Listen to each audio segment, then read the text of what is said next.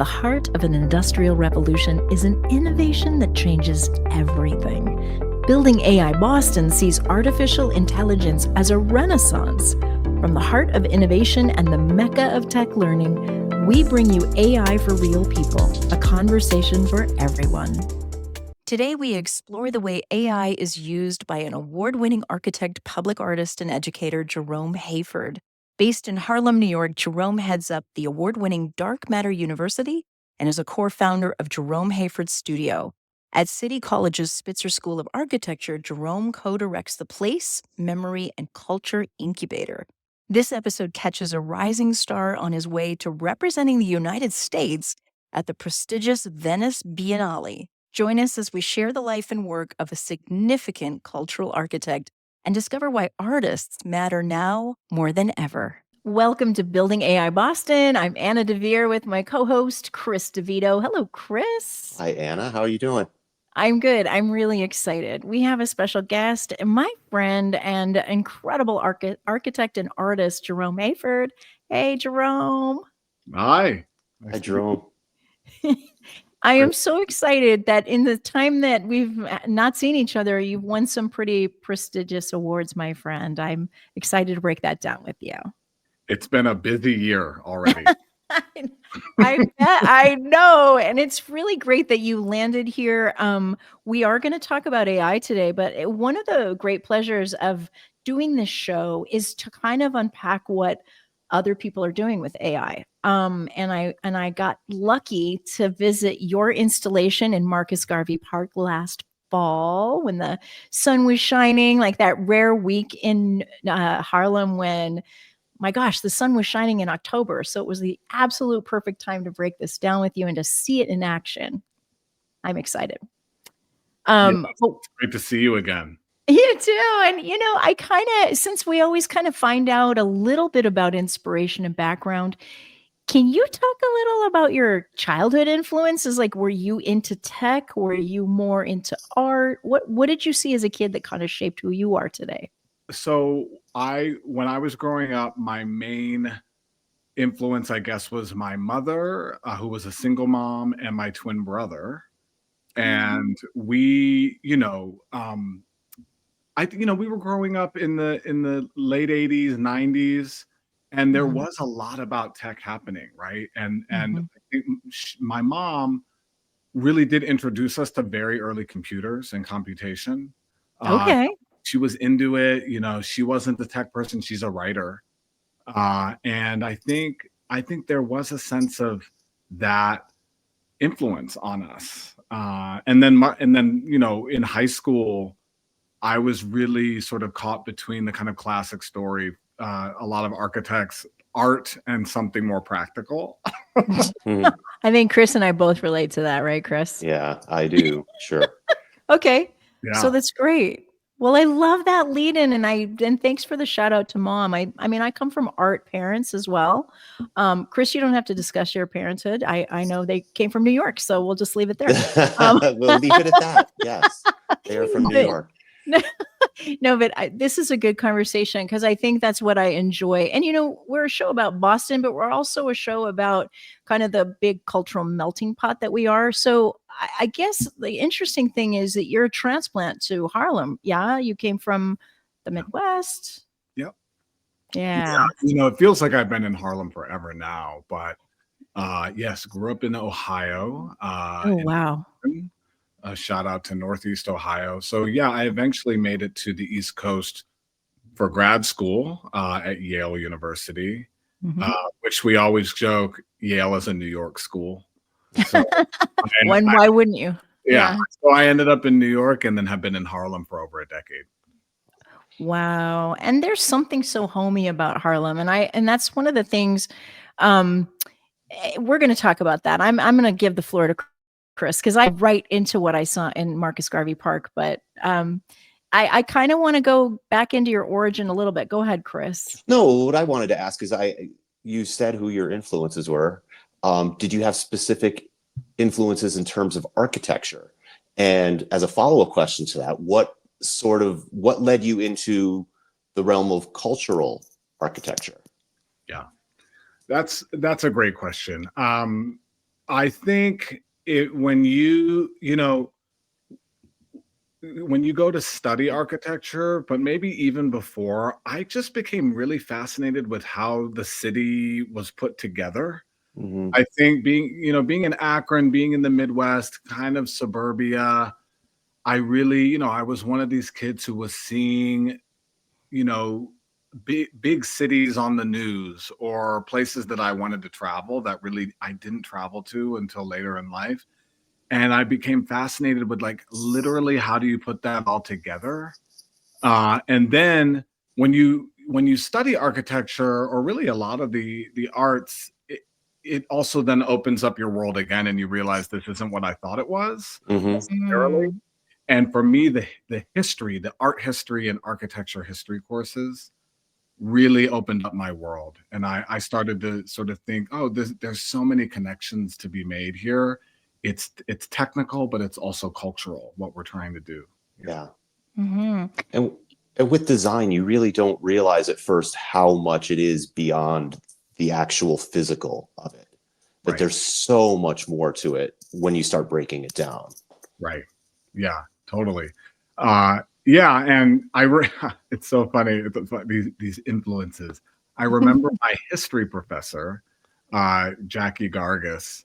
This was when I was at Ohio State, and we were talking about Pompeii and how they found, in the sort of volcanic frozen city of Pompeii, these toilets, right? And you think of toilets as like a 20th century thing or whatever. And it was like, wow, that we learn so much. You can learn so much about human beings if you're an alien coming from outer space by what we make. Yeah, absolutely. You know? Oh my gosh, I can't now. This is going to lead to a second episode about space toilets, but you're right. Just kidding.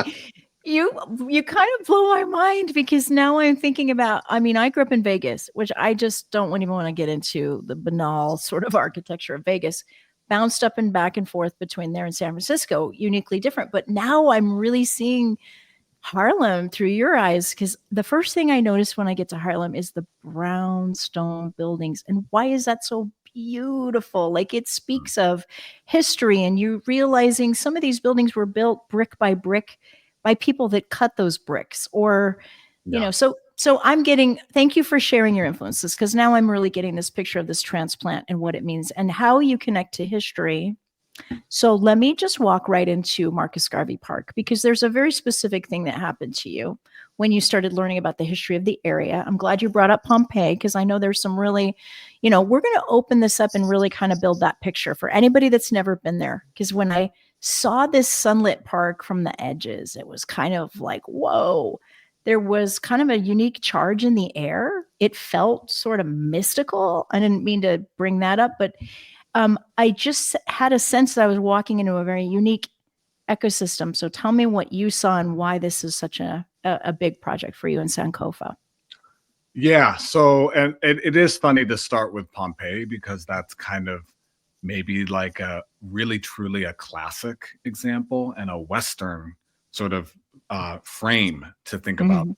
And Harlem, I think what we're trying to get at for me really pulled me out of my shell, also thinking about other histories to the built environment, maybe non-Western or different diasporas, and Mhm. how that's not as much what I was learning about in school. So Mhm. it was challenging to me as now a kind of fully fledged designer arriving in Harlem and starting to be asked to make stuff with my community members because Mhm. I was still drawing upon really a lot of maybe those kind of Western classical, if not visual ideas, maybe more kind of historical ideas a decade Mhm. ago. Mhm. And when you fast forward to something like Sankofa, even in the name, you can kind of start to tell there's sort of different additional histories that started to influence then how to make, maybe to speak to some of those communities in Harlem where I live now. And beautifully said. And as I recall, isn't the section that you showed me, wasn't that called the Acropolis, or was there a portion of it that was called the Acropolis? Okay. Ding, Yeah, ding, ding. I feel very smart now that I remembered something and tied it into Greek. good memory. But this is what I want to say, because anybody can't picture this yet. I mean, your design is stunning, and we'll talk about your use of AI because that's also ingenious. It's a structure that's circular in nature. It's geometrical, but it's got this flow of a circle. It has built-in planter boxes where actual plants grow. And there's benches built in so that you can come into the structure, look up, and then positioned on different canvases. Chris, it's very ornate the way this is, kind of geodesic at the top, but also just blank canvases. And then within that, I think it was 12 different panels of different artists. Is that right? Yeah. Oh, it's just like, I wish the world could just see this, right? And you will. Come check out our website. Come see the links. We even did a little walkthrough. So that's kind of embarrassing because I was shooting from the hip in my art history way. But what I want to say is one of the most remarkable things was that you told me that those tiny tendrils and those really precious little flowering trumpet vines are tended to this day by the community at the time when I saw it, and that people, you didn't know how that was going to fly because this became sort of a magnet in a unique spot, right? Yeah, totally. Doing public art anywhere, I'd say, and definitely in a big city like New York and in a place like Harlem is really difficult. And you never know how it's going to be received, and it's existing really in the mess, literally in the elements of nature, but also it's being used and it's being, worn down by folks. And it's actually good if, in this case, that it got so much that, we wondered, can it sustain all these folks hanging out in it? But then what we saw was they're taking care of it, right? They're taking care of the structure. They're fixing and replanting plants in the planters. And so I realized that it's being stewarded by our neighborhood. And I want to talk a little bit about your use of AI before we move on, because that's what's unique, is that it wasn't fixed and static. You were able to change things out with your use of AI. Can you talk a little bit about that? Yes, I was. Yeah, and I was waiting to mention, really, I think the most distinctive part of this installation, which Sankofa is coming from the circle. It's a circular structure, and it has this texture to it. I think the striking part of the space that you can see in the images, and that when we went there, is this kind of floating fabric canopy that really creates a kind of gathering space below that really feels kind of futuristic in terms of the design sensibility. The tools that we're using to make it are digital, but there's also something really kind of ancient and sort of indigenous also about the feel of the structure. Yeah. And so that fabric is really a kind of printable textile mesh that's waterproof, so it can be outside. And we started to play around with what can we put on this what do we put on this huge surface. And so we ended up sampling different archival images from the archive of the park, of the immediate area, and then began to weave them using AI into this kind of new mythological landscape, so that folks could sort of see different moments being quoted, but also it's something kind of different that they had not seen before as well. That's really impressive. So I mean, what I'm hearing is like you had the ancestral in mind, you had the futuristic in mind. Were you surprised by the sort of in the now of the community adhering themselves to this project? Like you're talking about them tending to the plants and things like that. Yeah, I didn't really, it was not my first time at the rodeo. We've built a number of these in the city, and I'm working on my first large permanent artwork in New York City. So you just never know exactly how it's going to go. Gotcha. And I also wasn't sure if folks would recognize some of these images that are kind of playing hide and seek on this giant sort of floating tapestry. Mhm. But they did, and I think they also, though, were intrigued to figure out, is there a different story that we might tell that's not necessarily the same ones that get told over and over about maybe this park or even Harlem in general. Sure. Mhm. Do you find yourself, as you're creating, keeping that in mind? That you, as you said, it's not your first rodeo, like trying to think of what the audience interaction will be in terms of the future and the past coming together. Um, Now I do. Okay. Fair enough. Now I do. And but it's kind of happened slowly over the years. Uh, Working also with artists, painters in Harlem. And again, when you're working at the scale of architecture, really anywhere, but I think in particular a place like Harlem, Hmm.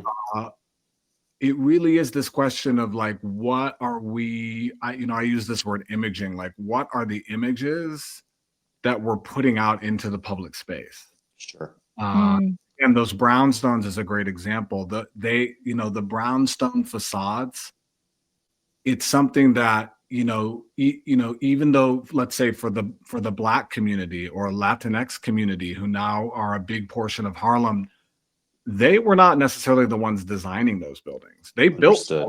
They built a lot of them. Hmm. Yeah. But they've sort of been appropriated into some of the identity.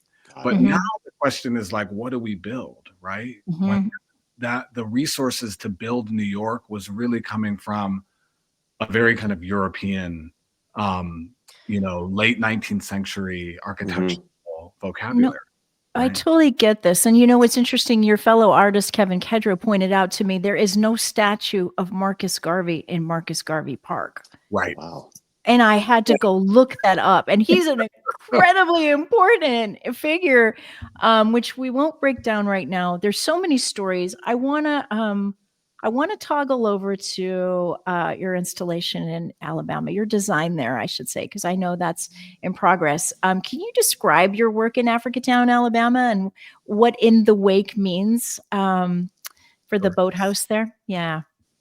Uh, yes, and what's amazing is we were working on this is now a larger scale project, but we were working on this kind of vision plan design for this historic community in Alabama, Africatown, at the same time that we were constructing Sankofa, and that they were sort of influencing one another.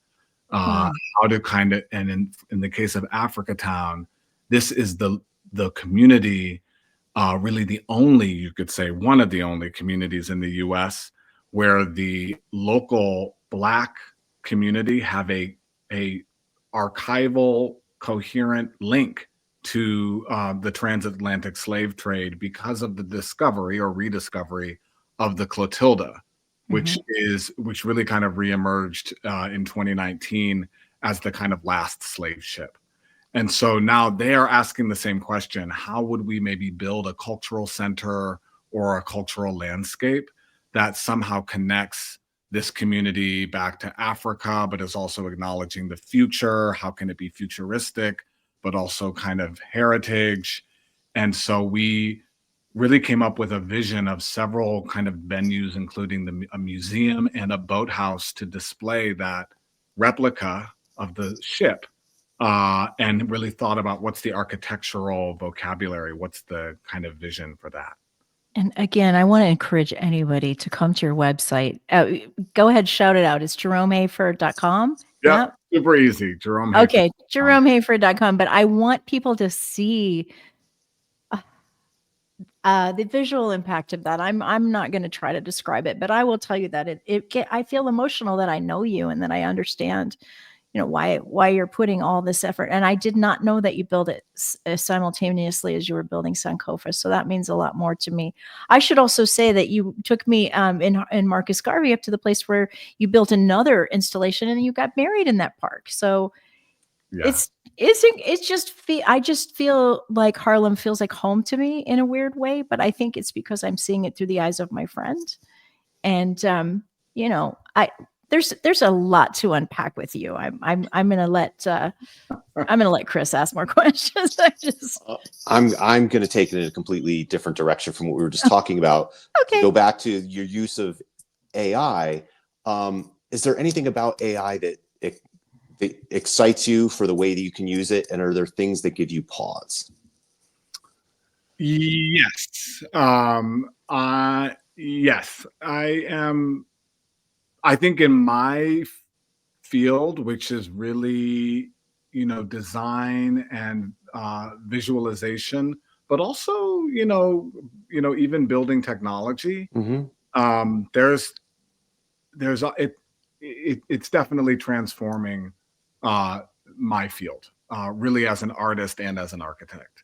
And on one hand, there is this ability to kind of sample and generate imagery and kind of iterations of imagery in new ways, Mm-hmm. using it as a tool, which I think is, there's, I'm excited by that. I think when people, it's like the computer.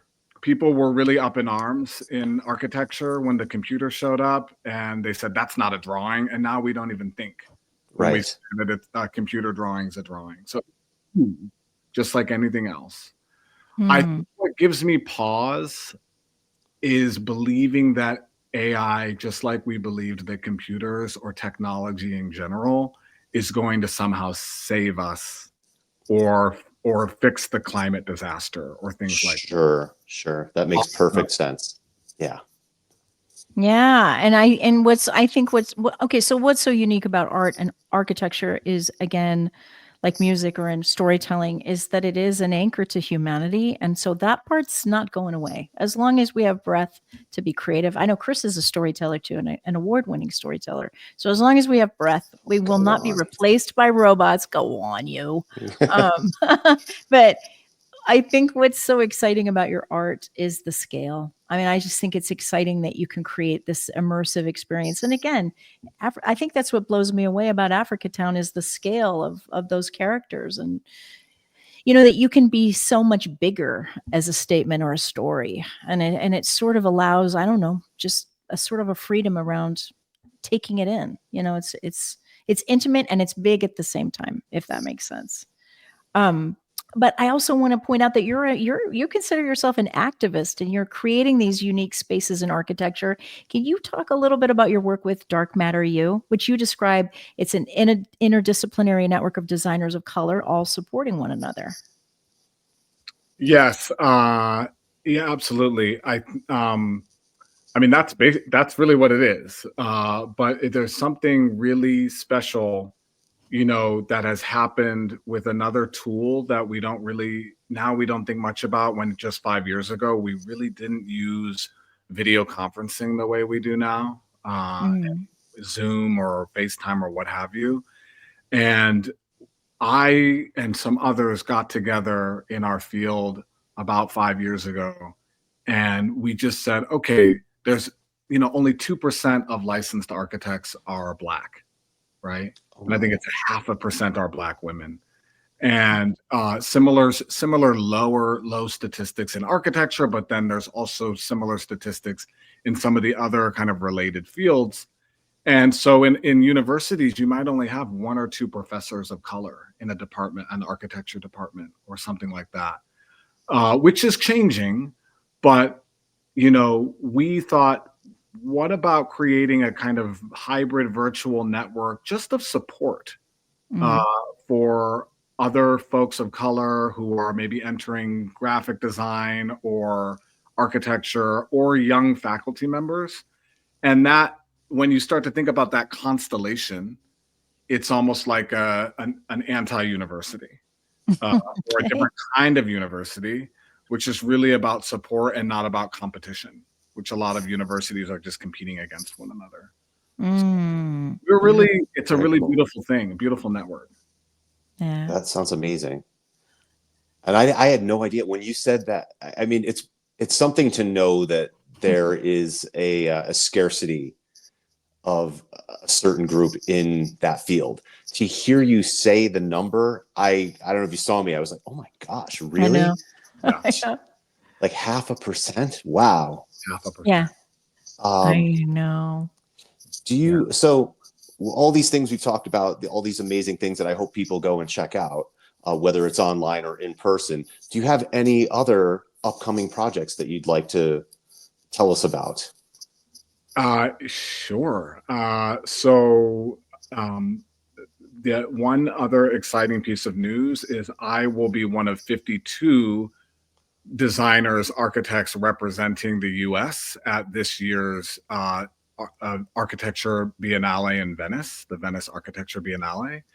And so we'll be participating and creating a large installation there.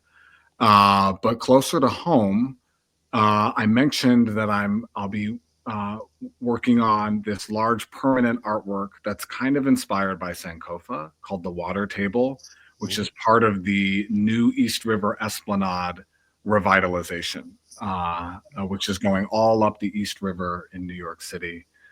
And what else? And then I'll be unveiling this spring a project that's really exciting called the Exodus and Dance Story Walk, which is going to be a public art campus on a New York public housing site in Brooklyn, which is all of these little kind of pavilions that tell the story of perhaps the most, I think, famous, significant piece of public art in the public housing in all of New York public housing, Gotcha. which was designed by this Harlem Renaissance artist, Raymond Barthes. So you are a very busy man coming up is basically what you're saying. And I can see Chris is already thinking, oh, we got to go take a road trip. I'm like, I'm going to Venice, but I'm happy to visit you in New York. Friend, it's been so great to break this down with you. And congratulations. I mean, you had me at, United States artist representing Amazing. in Italy. I know. I'm really proud of you, friend. And for anybody that wants to experience more, please head to the website. I think you used my favorite word, which is Renaissance, and you are a Renaissance man, and you stand for so much goodness, friend. Just thank you for joining us and unpacking a little bit of a future that I am excited to share with the world. Such a pleasure. Thanks for having me, and can't wait to see you again. Thank you. Thank you for joining us on Building AI Boston. Stay tuned for more enlightening episodes that put you at the forefront of the conversations shaping our future.